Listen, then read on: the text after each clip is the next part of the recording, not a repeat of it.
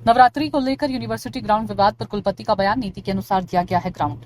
आगामी नवरात्रि महोत्सव को लेकर यूनिवर्सिटी के मैदान को लेकर उठे विवाद पर वीर नर्मद दक्षिण गुजरात यूनिवर्सिटी के कुलपति किशोर सिंह चावड़ा ने स्थिति स्पष्ट करते हुए कहा कि पूरा फैसला यूनिवर्सिटी की नीतियों और नियमों के अनुसार ही लिया गया है। कुलपति ने कहा कि नवरात्रि आयोजन के लिए ग्राउंड किराए पर देना कोई नया फैसला नहीं है, ये पहले से तय प्रक्रियाओं और गाइडलाइंस के अनुसार किया गया है। यूनिवर्सिटी की नीतियों के तहत ही ग्राउंड किराए पर दिया है।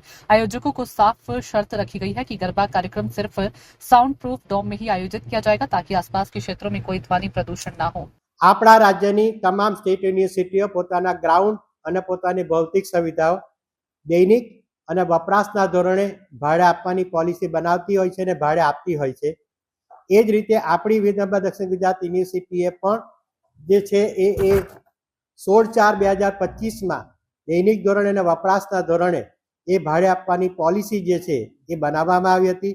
એના 2 માસ બાદ એટલે કે 14/6/2025ના રોજ અમારી બોર્ડ ઓફ મેનેજમેન્ટ અને તમામ અધિકાર મંડળોમાં આ જે પ્રથમ આવેલી અરજી જે છે એનો સ્વીકાર કરીને 62,50,000 પ્લસ જીએસટી એટલે કે 10 દિવસના આ આટલી રકમનું ભાડું વસૂલ કરવાનું એ પોલિસીને આધારે એ કરવામાં આવ્યું છે। જ્યાં પોલિસી હોય આ જ રીતે અમારા અન્ય ગ્રાઉન્ડો અને અમારા કન્વેન્શન હોલો જે છે એ દૈનિક ધોરણે અને વપરાશના ધોરણે ભાડે આપવામાં આવે જ છે।